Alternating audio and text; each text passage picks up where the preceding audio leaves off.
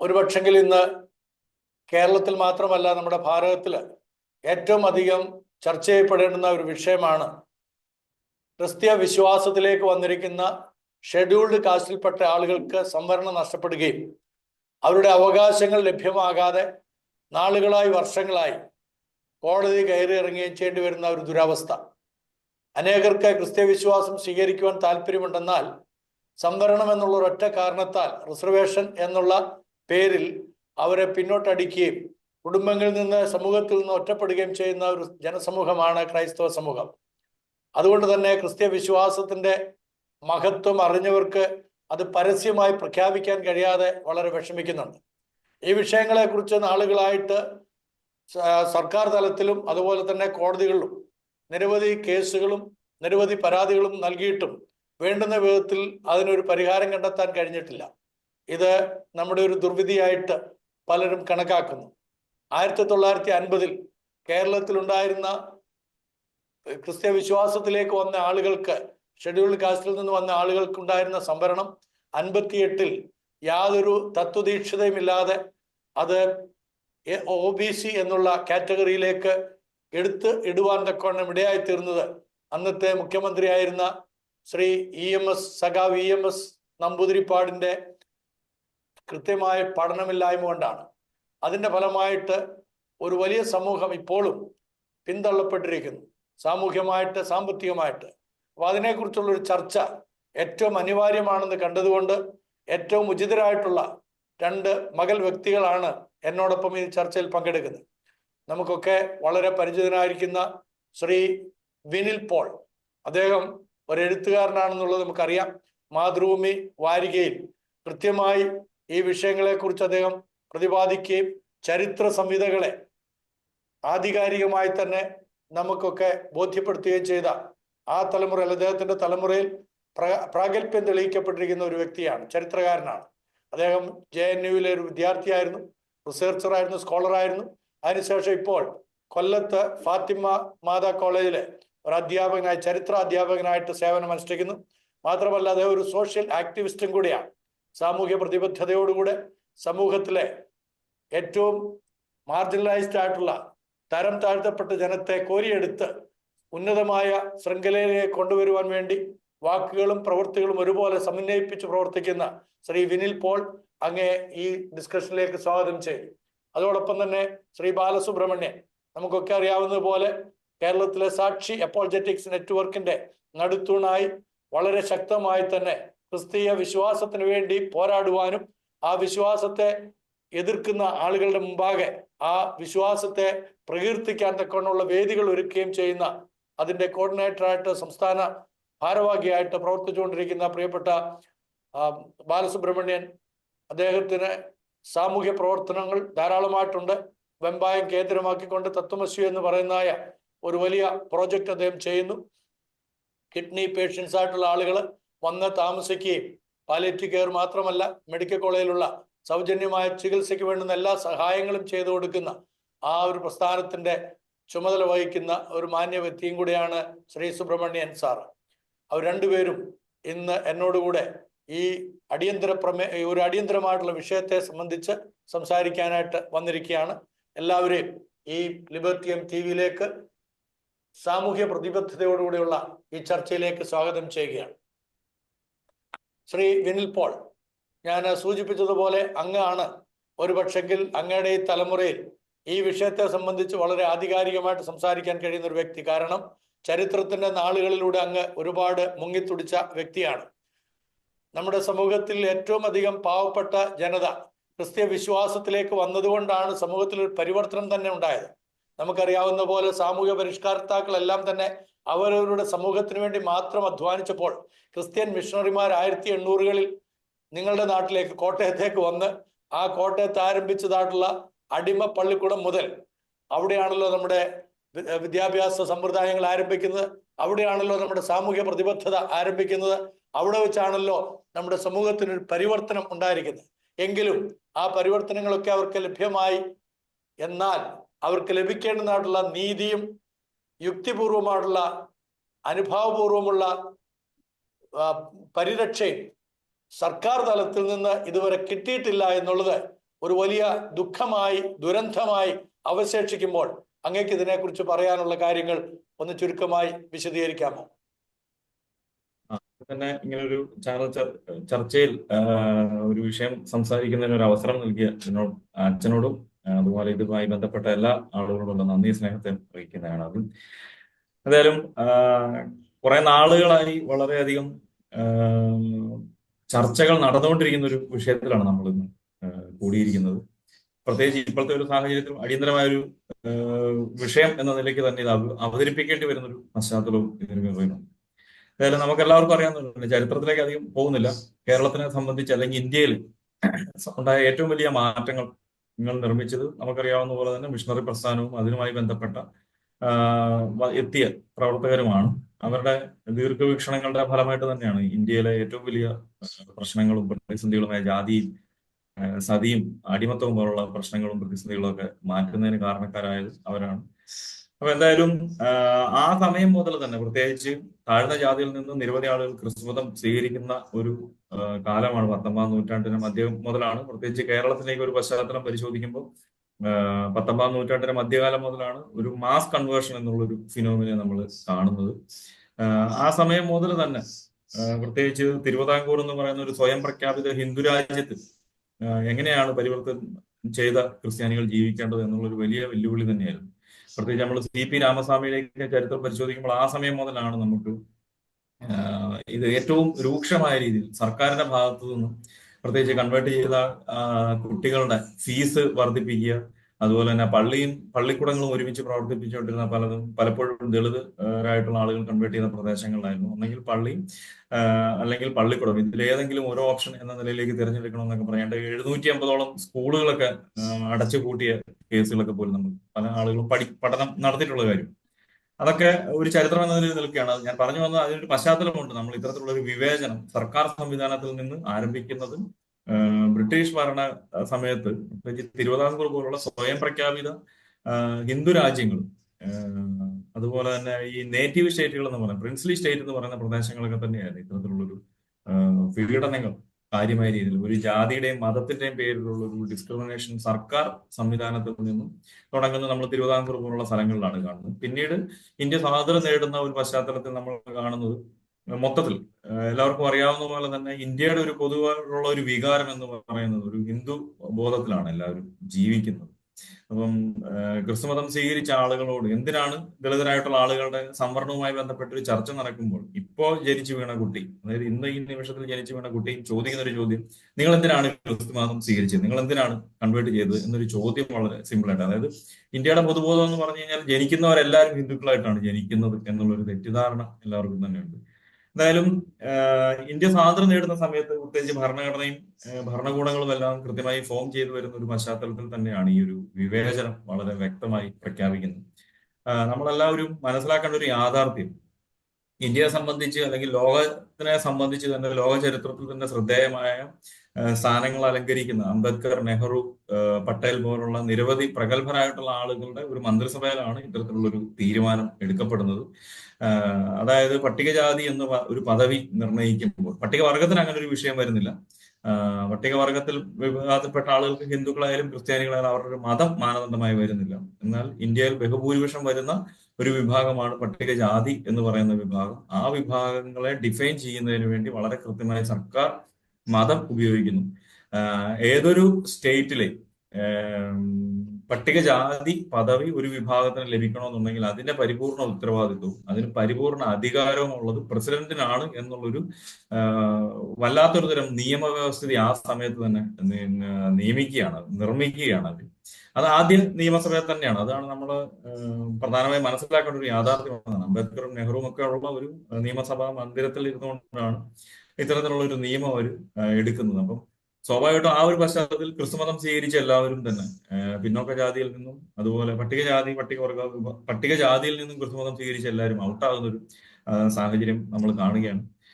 പിന്നീട് അതിനുശേഷം അതിൽ ഏറ്റവും വലിയൊരു കുഴപ്പം പിടിച്ചൊരു കാര്യം നമ്മൾ കാണുന്നത് മതത്തിനെ ഒരു മാനദണ്ഡമാക്കി മാറ്റിയെങ്കിലും അതിനുശേഷം സർക്കാരുകൾ, കേന്ദ്ര സർക്കാർ സിഖ് മതത്തിൽപ്പെട്ട വിശ്വാസികൾക്ക്, സിഖ് ദളിതരുണ്ടെന്നുള്ള രീതിയിൽ അവർക്ക് പട്ടികജാതി പദവി നൽകുന്നു.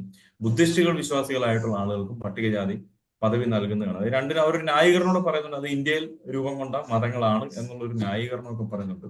എന്തായാലും ക്രിസ്തുമതം സ്വീകരിച്ച ദളിതരായിട്ടുള്ള ആളുകൾക്ക് ഒരു കാരണവശാലും സംവരണം കൊടുക്കാൻ പാടില്ല എന്നുള്ളതാണ് അത് കാലാകാലങ്ങളായി ഭരിച്ചു വരുന്ന ഏതൊരു സർക്കാരിന്റെയും നിലപാട് എന്ന് പറയുന്നത്. അതിന്റെ ഒരു നിലപാട് വളരെ വ്യക്തമാണ്.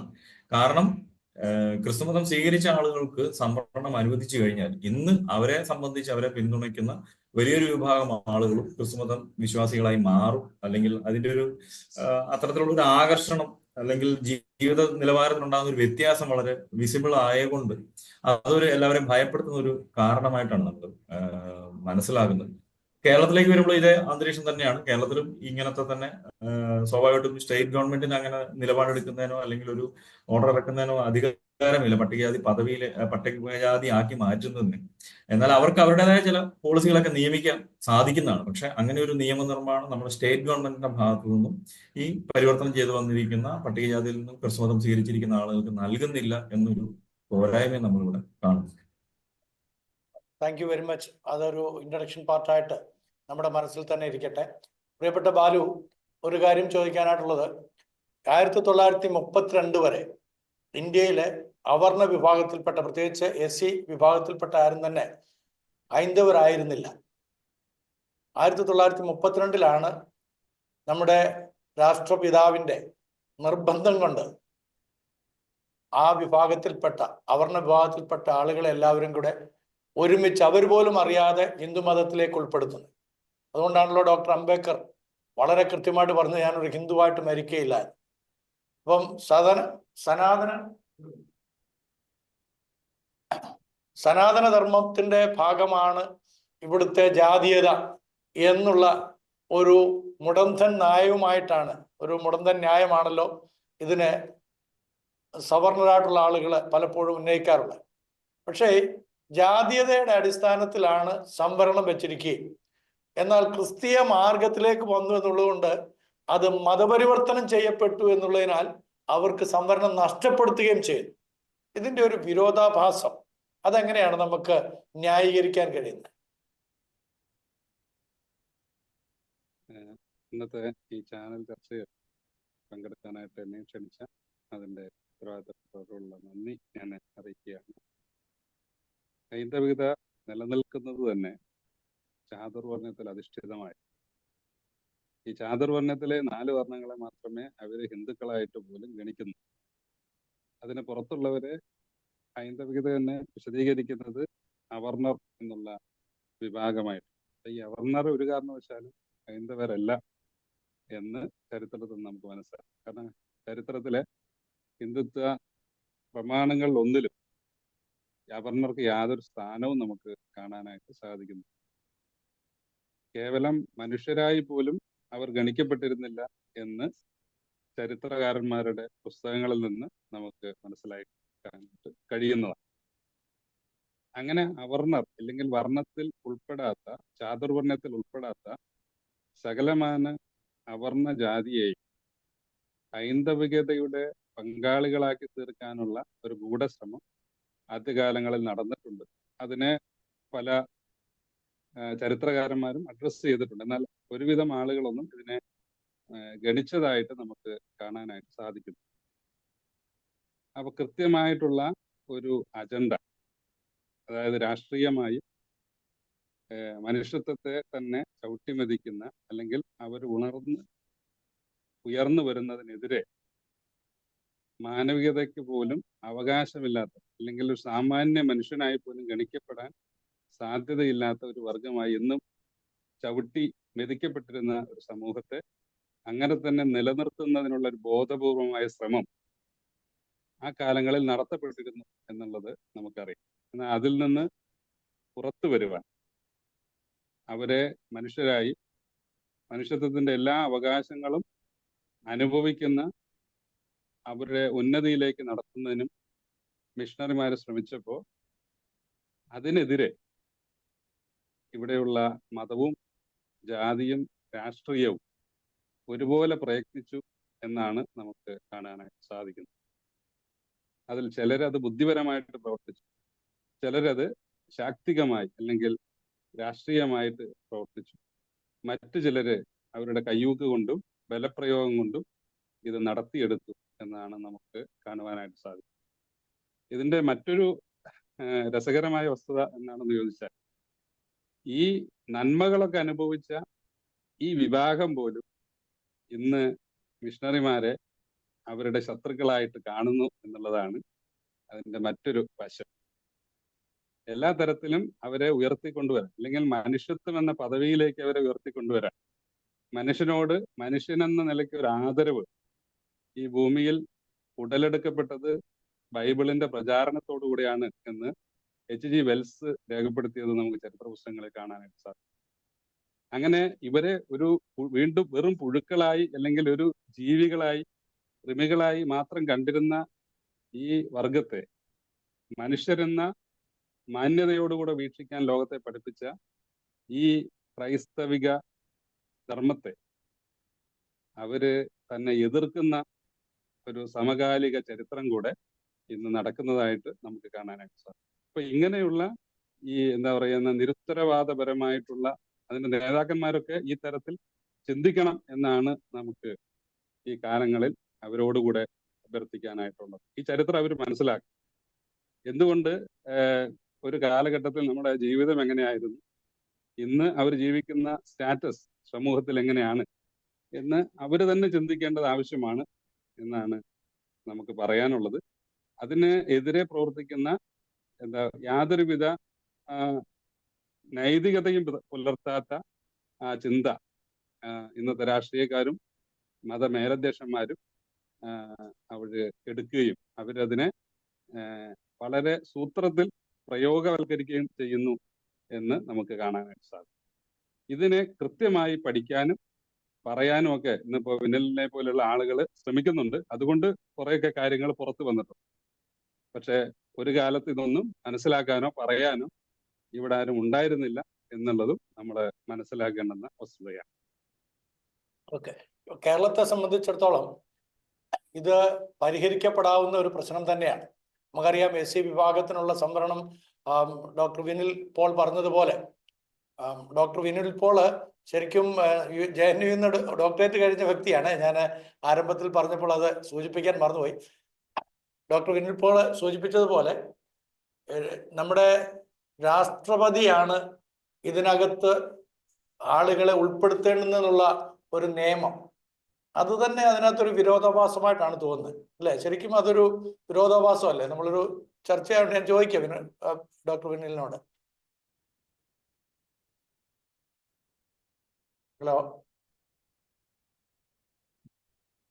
തീർച്ചയായിട്ടും അച്ഛാ, അത് അത് ഒരു ഒരു തന്ത്രമാണത്. അതിന് യാതൊരു സംശയമില്ലാത്ത കാര്യമാണ്. അതായത് പരിപൂർണമായിട്ടും കേന്ദ്ര സർക്കാരിന്റെ കയ്യിലാണ് ആ ഒരു ചരട് വള്ളിയിരിക്കുന്നത് എന്നുള്ളത് വ്യക്തമാക്കുന്നതാണ് പ്രസിഡന്റിനെ ഇന്ത്യയിലേക്ക് ആ ഒരു നിയമം കൊണ്ടു കൊടുക്കുന്നത്. അപ്പൊ നമ്മൾ ബാക്കി കാര്യങ്ങളൊക്കെ പരിശോധിച്ച് കഴിഞ്ഞാൽ മതത്തിന്റെ അല്ലെങ്കിൽ ഈ റിസർവേഷൻ ആണല്ലോ സർക്കാർ സ്വാഭാവികമായിട്ട് ഏറ്റവും അധികം ഭയക്കുന്ന ഒരു പ്രതിസന്ധി എന്ന് പറയുന്നത്, ഒരു പ്രശ്നം എന്ന് പറയുന്നത് റിസർവേഷനെ സംബന്ധിച്ചുള്ളതാണ്. കാര്യം നമുക്കറിയാം, ഇന്ത്യയിലെ ഒരു വലിയൊരു വിഭാഗം ആളുകളും ക്രിസ്തുമതത്തിനോട് അനുഭാവത്തോടുകൂടി ജീവിക്കുന്ന വലിയൊരു വിഭാഗം ആളുകളുണ്ടെന്നുള്ളതാണ് പലപ്പോഴും പല പഠനങ്ങളും ഒക്കെ കാണിക്കുന്നത്. അല്ലെങ്കിൽ നമ്മൾ ചരിത്രപരമായി കേരളത്തിനെയും ഇന്ത്യയും പരിശോധിച്ചു കഴിഞ്ഞാൽ, നമ്മൾ ആ മുൻകാലങ്ങളിലെ സെൻസസ് റിപ്പോർട്ടുകളൊക്കെ പരിശോധിച്ചു കഴിഞ്ഞാൽ തന്നെയാണ് നമുക്ക് കാര്യം വ്യക്തം. അപ്പം ഒത്തിരി ആളുകളെ ഭയപ്പെടുത്തിയൊക്കെ വീണ്ടും റീകൺവേർട്ട് ചെയ്യിക്കുന്നതൊക്കെ കാണുന്നുണ്ട്. പല പല ഓഫറുകൾ, ഇപ്പൊ ഗർഭാപ്പസി പോലുള്ള കാര്യങ്ങളൊക്കെ സർക്കാരിന്റെ ഭാഗത്തു നിന്ന് അവർ കൊണ്ടുവരുന്നു. അപ്പം ഇത് മാറി വരുന്ന ഏതൊരു സർക്കാരും, പ്രത്യേകിച്ച് ഇന്ത്യയുടെ ഒരു പൊതുബോധത്തിൽ നിൽക്കുന്നത്, ഹിന്ദു എന്നൊരു സങ്കല്പത്തിലാണ് ഇന്ത്യ ആളുകൾ നിൽക്കുന്നത്. അപ്പൊ അതിനെ ബലപ്പെടുത്തുക, അല്ലെങ്കിൽ അതാണെന്ന് പ്രഖ്യാപിക്കുന്നത് ഈ ഒരു പോളിസി അവർ നിർമ്മിച്ചതിലൂടെ തന്നെയാണ്. കാര്യം വലിയൊരു വിഭാഗമാണ് പട്ടികജാതി വിഭാഗത്തിൽപ്പെട്ട ആളുകൾ എന്ന് പറയുന്നത് ഇന്ത്യയുടെ വലിയൊരു പോപ്പുലേഷൻ വരുന്ന ഒരു ജനതയാണ്. അപ്പൊ അതിന്റെ ഒരു നല്ലൊരു ശതമാനവും ഇപ്പുറത്തേക്ക് പോകും എന്നുള്ളതാണ് ഇവരെ സംബന്ധിച്ചുള്ളൊരു ഭയം. അപ്പൊ അത് ആണ് ആകെ ഒരു കുഴപ്പം പിടിച്ചൊരു കാര്യമായിട്ട് നിൽക്കുന്നത്. അപ്പം ഇവിടെ വീണ്ടും ഞാൻ പറയാൻ ശ്രമിക്കുന്ന ഒരു കാര്യം, ഇപ്പോഴത്തെ നമ്മളെ സംബന്ധിച്ച് ഇത് സ്റ്റേറ്റ് ഗവൺമെന്റ് ചില പോളിസികൾ കാര്യമായ രീതിയിൽ പരിഹരിക്കാവുന്നതാണ്.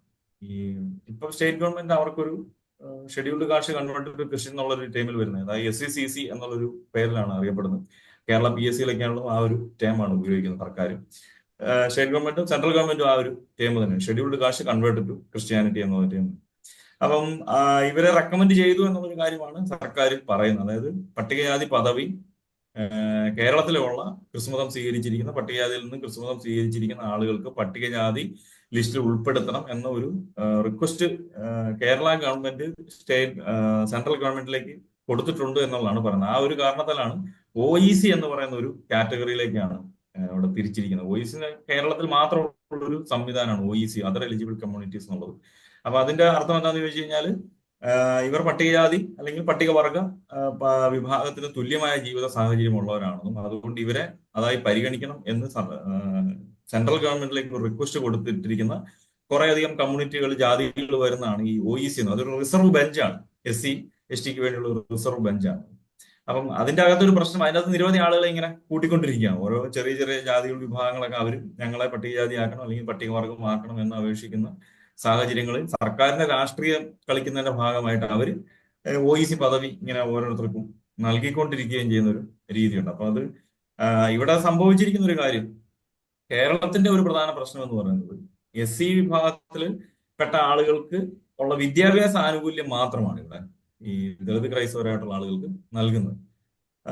നമ്മൾ ശ്രദ്ധിക്കേണ്ട ഒരു പ്രധാന കാര്യം, ഈ സ്റ്റേറ്റ് ഗവൺമെന്റ് നടത്തിയിരിക്കുന്ന പല പഠന റിപ്പോർട്ടുകളും നമുക്ക് അവൈലബിൾ. ഏറ്റവും നല്ല ഉദാഹരണം പറഞ്ഞാൽ 1965 സബ്മിറ്റ് ചെയ്യപ്പെടുന്നത് അല്ലെങ്കിൽ നിയമം നടപ്പിലാക്കപ്പെടുന്ന കുമാരപിള്ള കമ്മീഷൻ റിപ്പോർട്ട് എന്ന് പറഞ്ഞൊരു കമ്മീഷൻ റിപ്പോർട്ട് വരുന്നു. അപ്പൊ അതിന്റെ അടിസ്ഥാനത്തിലാണ് സംസ്ഥാന സർക്കാർ വിദ്യാഭ്യാസ മേഖലയിലെ സംവരണ സിസ്റ്റം ക്രമീകരിക്കുന്നത് കുമാരപിള്ള കമ്മീഷൻ റിപ്പോർട്ടിന്റെ അടിസ്ഥാനത്തിൽ.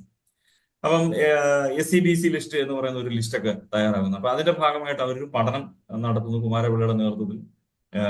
അതിനുശേഷം ആർക്കൊക്കെ ആണ് സർക്കാർ, സ്റ്റേറ്റ് ഗവൺമെന്റ്, കേരള ഗവൺമെന്റ് ആർക്കൊക്കെയാണ് വിദ്യാഭ്യാസ പ്രൊഫഷണൽ മേഖലയിലും മറ്റ് വിദ്യാഭ്യാസ മേഖലയിലും ആർക്കൊക്കെയാണ് സംവരണം കൊടുക്കേണ്ടത്, അവർക്ക് എന്തൊക്കെ ആനുകൂല്യം കൊടുക്കണം എന്നുള്ളതിനെ കുറിച്ചായിരുന്നു പഠനം. അപ്പൊ അതിനകത്ത് വളരെ വ്യക്തമായിട്ട് കാണാൻ സാധിക്കുന്ന ഒരു കാര്യം, നമുക്ക് എല്ലാം അവൈലബിൾ. ഇപ്പൊ ഗൂഗിൾ സെർച്ച് ചെയ്ത് നമ്മുടെ പിന്നോക്ക വകുപ്പിന്റെ വെബ്സൈറ്റിൽ കയറി കഴിഞ്ഞാൽ നമുക്ക് ഇതൊക്കെ ഡൗൺലോഡ് ചെയ്തെടുക്കാവുന്നതാണ് ഈ കമ്മീഷൻ റിപ്പോർട്ട്. അപ്പൊ അതിന്റെ അത് ഏറ്റവും മോശമായ, അതായത് കുറേയധികം ജാതികളെ കുറിച്ചാണ് കുമാരപിള്ള കമ്മീഷൻ സർവേ എന്നുള്ള രീതിയിൽ പഠനം നടത്തുന്നത്. അതിൽ ഈഴവര്, തീയര് എന്ന് തുടങ്ങിയ ജാതികളെ അല്ലെങ്കിൽ പുലയര് എന്ന് കുറേയധികം ജാതികൾ ഈ SC/BC ലിസ്റ്റിൽ ഇന്ന് നമ്മൾ കാണുന്ന ആംഗ്ലോ ഇന്ത്യനും ലത്തീൻ കത്തോലിക്കലും എന്നൊക്കെ തുടങ്ങി ഒത്തിരിയധികം ജാതികളെ കുറിച്ച് ഇവർ പഠനങ്ങൾ നടത്തുകയും അവരുടെ ഒരു പോപ്പുലേഷൻ ഡേറ്റ പറയാൻ ശ്രമിക്കുന്നു. അതോടൊപ്പം തന്നെ ഇവരെ കുറിച്ചൊരു സർവേ, അവരിൽ ഇത്ര ആളുകളുടെ ദിവസക്കൂലി എത്രയാണ്, അവരുടെ ജീവിത നിലവാരം എത്രയാണ് തുടങ്ങിയ കാര്യങ്ങൾ വ്യക്തമാക്കുന്ന പഠനങ്ങളാണ് അവർ. അപ്പൊ അതിന്റെ അകത്ത് നമ്മൾ കാണുന്ന ഒരു കാഴ്ച, ഏറ്റവും മോശമായിട്ടുള്ള സാമൂഹ്യ സാമ്പത്തിക സാഹചര്യത്തിൽ ജീവിക്കുന്നവരാണ് പരിവർത്തിത ക്രൈസ്തവർ എന്നുള്ള ഒരു നിരീക്ഷണം കുമാരപിള്ള നടത്തുന്നുണ്ട്. പക്ഷെ കുമാരപിള്ള അതിന് അനുകൂലമായ ഒരു നിലപാടിലേക്ക് അദ്ദേഹം പോകുന്നുമില്ല. ഇവരെ വേറൊരു രീതി പരിഗണിക്കണം എന്നുള്ളൊരു രീതിയിൽ പോകുന്നുണ്ട്. പിൽക്കാലത്ത് വരുന്ന എല്ലാവിധ പഠനങ്ങളും നമ്മൾ പരിശോധിച്ചു, സർക്കാരിന്റെ ഭാഗത്തു നിന്ന് വരുന്ന ഏതൊരു കമ്മീഷന്റെ, ഇപ്പം സംസ്ഥാന സർക്കാരിന്റെ PSCയുമായി ബന്ധപ്പെട്ട അന്വേഷണം, ആരൊക്കെയാണ് ജോലിക്കാരായി സർക്കാരിന് കീഴിൽ ഉള്ളത് എന്നുള്ളതിനെ സംബന്ധിച്ചുള്ള അന്വേഷണങ്ങൾ നമ്മൾ പരിശോധിക്കുമ്പോൾ അവിടെ ഏറ്റവും കുറവ് പ്രാതിനിധ്യം ലഭിക്കുന്നത് പരിവർത്തിത ക്രൈസ്തവരായിട്ടുള്ള ആളുകൾക്കാണ്. അപ്പൊ ഇത്തരത്തിലുള്ള ഡേറ്റ സർക്കാരിന്, അതായത് സ്റ്റേറ്റ് ഗവൺമെന്റിന്റെ അന്വേഷണങ്ങളുടെ ഭാഗമായിട്ട് ഒരു ഡേറ്റ സർക്കാരിന്റെ കയ്യിലുണ്ട്. പക്ഷെ അത് എങ്ങനെ പരിഹരിക്കാം അല്ലെങ്കിൽ അത് സോൾവ് ചെയ്യാം എന്നുള്ളൊരു പോളിസി സർക്കാരിന്റെ ഭാഗത്ത് നിന്ന് ഒരിക്കലും ഉണ്ടാകുന്നില്ല എന്നുള്ളതാണ് നമ്മൾ ഈ കേരളത്തിലെ ആളുകൾ നേരിടുന്ന ഏറ്റവും വലിയൊരു പ്രശ്നം എന്ന് പറയുന്നത്. ഓക്കെ, ഞാൻ ശ്രീ ഉമ്മൻചാണ്ടി സാറ് അന്ന് UDFന്റെ കൺവീനർ ആയിരിക്കുന്ന സമയത്ത് സംവരണം നഷ്ടപ്പെട്ട പിന്നോക്ക ക്രിസ്ത്യൻ അസോസിയേഷനുമായിട്ട് ബന്ധപ്പെട്ട് അദ്ദേഹത്തെ കാണുവാനും സംസാരിക്കാനായിട്ടും പോയ ഒരു കാര്യം ഞാൻ ഓർക്കുകയായിരുന്നു. ഈ സമയത്ത് വീട്ടിൽ സംസാരിച്ചുകൊണ്ടിരുന്നപ്പോൾ അദ്ദേഹത്തോട് ഈ വിഷയം പറഞ്ഞു. അപ്പോൾ ഉടനെ അദ്ദേഹം അതെല്ലാം വാങ്ങി വായിച്ചു. വലിയ ജനക്കൂട്ടമാണല്ലോ എപ്പോഴും പുള്ളിയുടെ കൂടെ.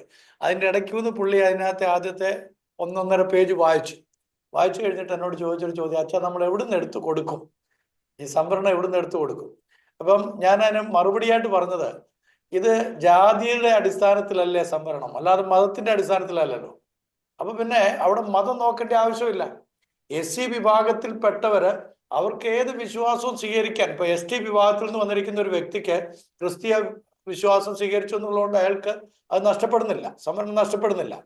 അപ്പൊ അതേപോലെ തന്നെ SC വിഭാഗത്തിൽ നിന്ന് വരുന്ന ആളുകൾക്ക് അവർ ഏത് മതത്തിൽപ്പെട്ടാലെന്താ, ഏത് വിശ്വാസം സ്വീകരിച്ചാലെന്താ, അതിനുള്ള സ്വാതന്ത്ര്യം ഇന്ത്യൻ ഭരണഘടന തരുന്നില്ലേ? അപ്പൊ ആ ഭരണഘടനയ്ക്ക് അനുസൃതമായി അവർക്ക് അവരുടെ ജാതീയ സംവരണമല്ലേ കൊടുക്കേണ്ടത്? അതല്ലേ നമ്മൾ സംസാരിക്കേണ്ടേ? അതല്ലേ സർക്കാർ എടുക്കേണ്ട തീരുമാനം? അതിനെന്തിനാ അമാന്തിക്കുന്നത്? അപ്പൊ ആ രീതിയിലേക്ക് ഇത് സർക്കാരിനെ ബോധിപ്പിക്കാനായിട്ട് നമുക്ക് സാധിക്കും. അന്ന് ഞാൻ ഉമ്മൻചാണ്ടി സാറിനോട് പറഞ്ഞപ്പോൾ അദ്ദേഹം പറഞ്ഞു, ഞാനിത് അന്നത്തെ മുഖ്യമന്ത്രിയായിരുന്ന ശ്രീ എ കെ ആന്റണിയുമായിട്ട് സംസാരിക്കട്ടെ. അതൊരു ഈസ് ഗുഡ് ഫോർ നത്തിങ് എന്നുള്ള നമുക്കൊക്കെ അറിയാം. ഞാൻ തുറന്നു പറയുന്നതുകൊണ്ട് ക്ഷമിക്കണം. പക്ഷേ ഒരു ഗുണം ഉണ്ടായില്ല, സംസാരം ഉണ്ടായില്ല. പിന്നെ നമ്മൾ സുപ്രീം കോടതിയിലൊക്കെ പോകേണ്ടി വന്നു. ഈ വിഷയവുമായിട്ട് ബന്ധപ്പെട്ട് സുപ്രീം കോടതിയിലും ഒക്കെ പോകേണ്ടി വന്നു. ഹൈക്കോടതിയിൽ ഇത് എടുക്കാനും പറ്റിയല്ല. അപ്പൊ അതുകൊണ്ട് നമുക്ക് എത്രയും വേഗത്തിൽ, ഇപ്പോൾ എനിക്ക് തോന്നുന്നത് നമ്മുടെ കേരളത്തിലെ BJP ആളുകൾ, BJP ഉണ്ടല്ലോ, അവര് ക്രൈസ്തവരെ എങ്ങനെയാണ് സപ്പോർട്ട് ചെയ്യേണ്ടത്, എങ്ങനെയാണ് അവരെ അപ്ലിഫ്റ്റ് ചെയ്യേണ്ടത്, ഏത് വിധത്തിലാണ് അവരെ ആശ്ലേഷിക്കേണ്ടത്, എന്തെല്ലാം ഗുണങ്ങളാണ് ചെയ്തു കൊടുക്കേണ്ടതെന്നുള്ള ഓരോ ദിവസവും അന്വേഷിച്ചുകൊണ്ടിരിക്കും. ഇപ്പൊ മുനമ്പം സംഭവമൊക്കെ നമുക്കറിയാം. ക്രിസ്ത്യാനികൾ അവിടെ ഒന്ന് ഇരുന്നപ്പോഴത്തേക്ക് അവരെല്ലാവരും കൂട്ടത്തോടു കൂടെ വരിക. കേന്ദ്രത്തിൽ നിന്ന് വരെ വരുന്നുണ്ട്, മന്ത്രിമാരടക്കം വരുന്നുണ്ട്. അപ്പം ഈ ഒരു വിഷയത്തിന് വേണ്ടി എന്തുകൊണ്ട് നമുക്ക് BJP അപ്രോച്ച് ചെയ്തുകൂടാ?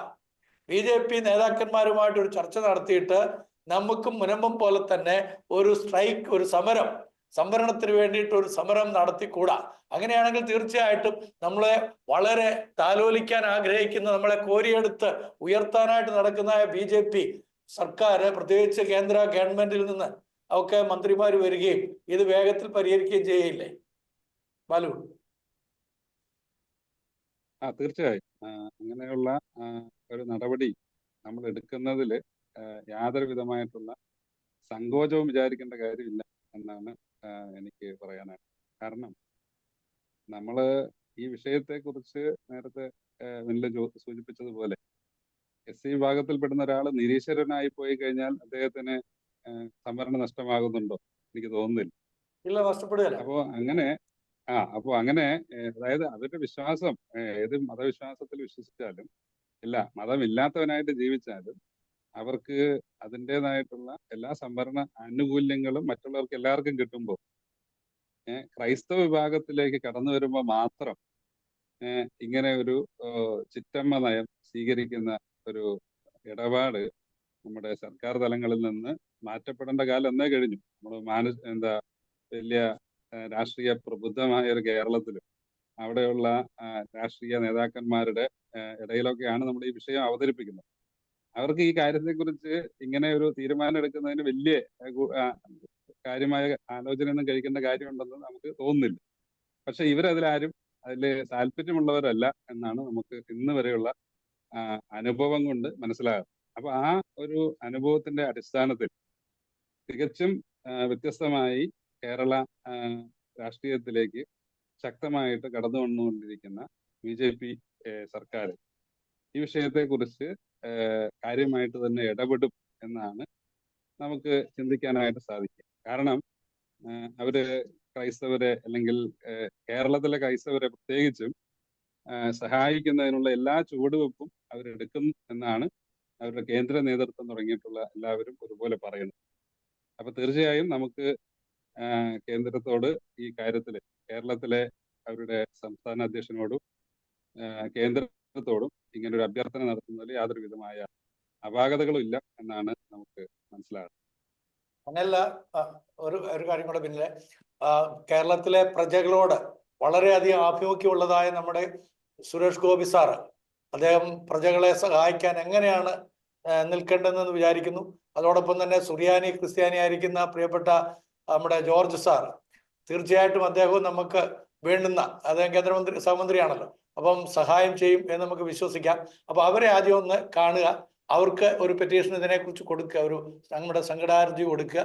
അതിനുശേഷം നമുക്ക് അവരിൽ നിന്നുള്ള റിപ്ലൈ കിട്ടുമ്പോൾ അറിയാം ഏത് വിധത്തിലാണ് BJP ഈ വിഷയത്തിൽ കേരളത്തിലെ ക്രൈസ്തവരോട് സമീപിക്കുക എന്നുള്ളത്. അതിനനുസരിച്ച് നമുക്ക് അവരെ ആലിംഗനം ചെയ്യാം എന്നാണ് എനിക്ക് നിർദ്ദേശിക്കാനുള്ള.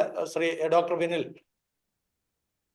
ഇതിനകത്ത് എനിക്ക് തോന്നുന്നു ഇപ്പം അച്ഛനെ പറഞ്ഞ അതുമായി ബന്ധപ്പെട്ടൊരു കാര്യം പറയാനുള്ളത്, ഇപ്പൊ ഇപ്പോഴത്തെ സർക്കാർ, മോദി സർക്കാരിന്റെ ഏറ്റവും പുതിയതായിട്ട് വന്ന അവര് ഒരു കമ്മീഷനെ നിയോഗിക്കുന്നുണ്ട്, ജസ്റ്റിസ് ബാലകൃഷ്ണ കമ്മീഷനെ നിയോഗിക്കുന്നു. അപ്പൊ അങ്ങനെ ഒരു തീരുമാനം, അപ്പൊ സുപ്രീം കോടതി ഒരു ചോദ്യം ഉന്നയിക്കുന്നത് എന്താണ് ദളിത് കേസുകളുമായി ബന്ധപ്പെട്ട. അപ്പൊ വർഷങ്ങളായിട്ട് കേസുകൾ നിൽക്കുകയാണ്, പ്രത്യേകിച്ച് ഫ്രാങ്ക്ലിൻ സീസറെ പോലുള്ള ആളുകളൊക്കെ, പ്രശാന്ത് ഭൂഷൺ അങ്ങനെയുള്ള ആളുകളൊക്കെ വളരെ സജീവമായ രീതിയിൽ ഇതിൽ ഇടപെട്ടുകൊണ്ടൊക്കെ ഇരിക്കുകയാണ്. അപ്പൊ അത്തരം ഒരു സാഹചര്യത്തിൽ സർക്കാർ പുതിയൊരു കമ്മീഷനെ വെക്കുന്നു. ആ ബാലകൃഷ്ണ കമ്മീഷന്റെ അടിസ്ഥാനത്തിലാണ് ഒരു മറുപടി പറയാം എന്നുള്ള രീതിക്കാണ് മുൻപോട്ട് വന്നിരിക്കുന്നത്. പക്ഷെ നമ്മളെ അത് ഒരു പ്രതീക്ഷ നൽകിയിട്ടുണ്ടെങ്കിലും പക്ഷെ ബാലകൃഷ്ണ കമ്മീഷന്റെ പെരുമാറ്റ രീതി ഭയങ്കര മോശമായിട്ടുള്ളൊരു രീതിയായിട്ടാണ് പല ഇടങ്ങളിൽ നിന്ന് നമുക്ക് കേൾക്കാൻ സാധിച്ചിരിക്കുന്നത്. കാര്യം അദ്ദേഹം സ്വാഭാവികമായിട്ടും ആ കമ്മീഷന്റെ അംഗങ്ങൾ ഹിന്ദി സംസാരിക്കുന്ന സ്ഥലത്ത് നിന്ന് വരുന്ന ആളുകളാണ് കൂടുതലും പ്രധാനപ്പെട്ട അംഗങ്ങളെല്ലാം. അപ്പൊ അവർക്ക് മലയാള ഭാഷ വശമില്ല, ഒന്ന് സോണിലായിട്ടാണ് നടത്തുന്നു.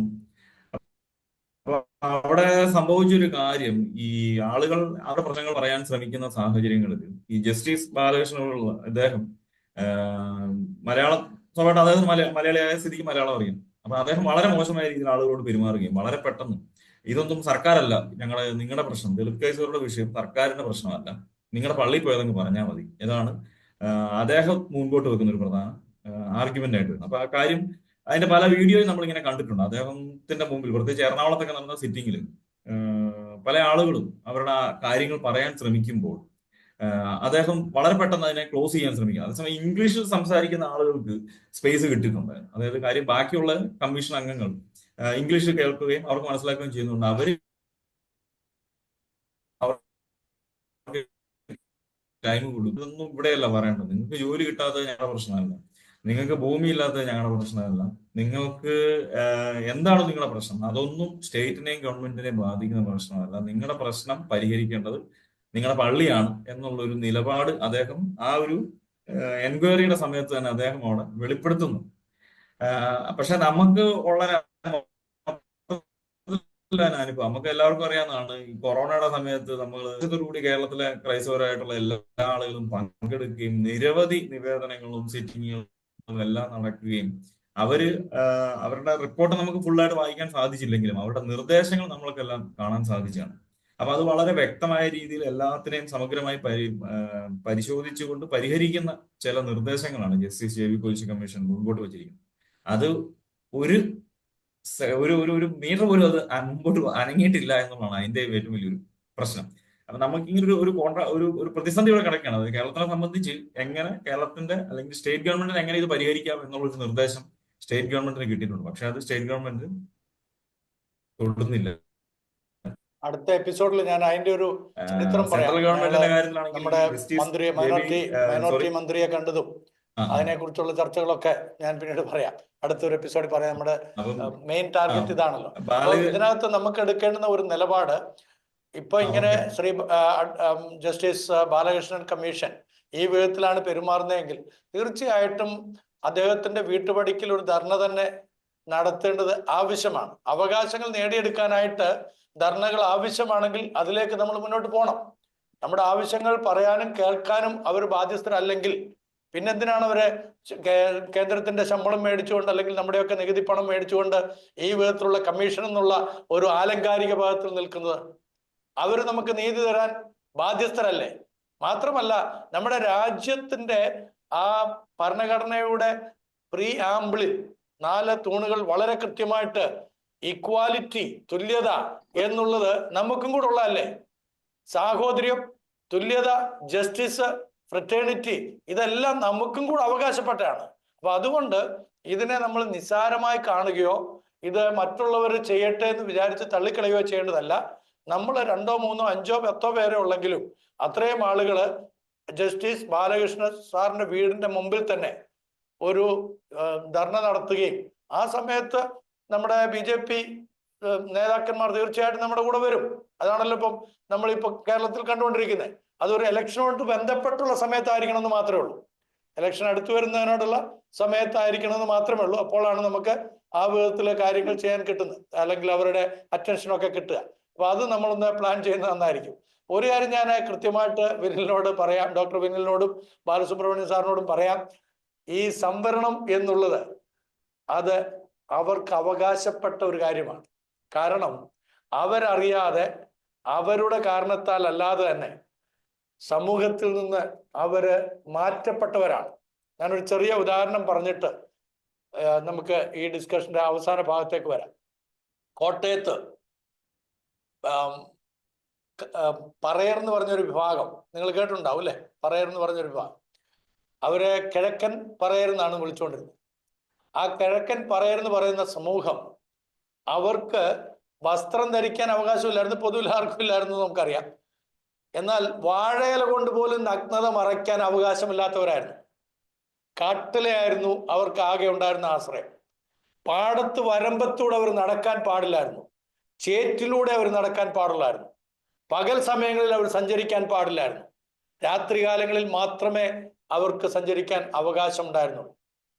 അപ്പൊ ഇങ്ങനെ ആ ഒരു സമൂഹത്തെ, ഞാനൊരു ഉദാഹരണം മാത്രം പറഞ്ഞു, ഒരു സമൂഹത്തിന് മാത്രം, നമുക്ക് പൊതുവിൽ അതിൻ്റെ ഒരു പിക്ചർ കിട്ടാൻ വേണ്ടിയിട്ട്, ആ ഒരു സമൂഹത്തെ മുഴുവനായിട്ട് കാട്ടിലേക്ക് തള്ളിവിട്ട് അവര് നേരത്തെ ഡോക്ടർ വിനിൽ സൂചിപ്പിച്ചതുപോലെ കേവലം ജീവികളായി, മനുഷ്യരായിട്ട് പോലും, എനിക്ക് തോന്നുന്നത് ബാലസുബ്രഹ്മണ്യൻ സാറാണ് പറഞ്ഞത്, ഒരു മനുഷ്യ ജീവിയായിട്ട് പോലും അംഗീകരിക്കാതിരുന്ന അവരുടെ അടുക്കിലേക്ക് കയറി ചെന്ന മിഷണറിമാർ അവരെ വസ്ത്രം ധരിപ്പിക്കുക മാത്രമല്ല, അവർക്ക് വിദ്യാഭ്യാസം കൊടുക്കുക മാത്രമല്ല, അവരെ സമൂഹത്തിന്റെ ഒരു മുഖ്യധാരയിലേക്ക് കൊണ്ടുവരികയും ചെയ്തു.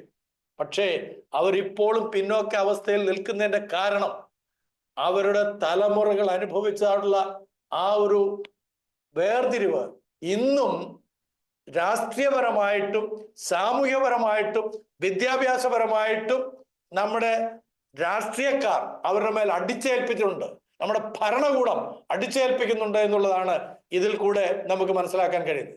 അതുകൊണ്ട് എനിക്ക് റിക്വസ്റ്റ് ചെയ്യാനായിട്ടുള്ളത്, ഇവിടുത്തെ ഭരണാധിപന്മാര്, നിങ്ങളുടെ കണ്ണൊന്ന് തുറക്കണം.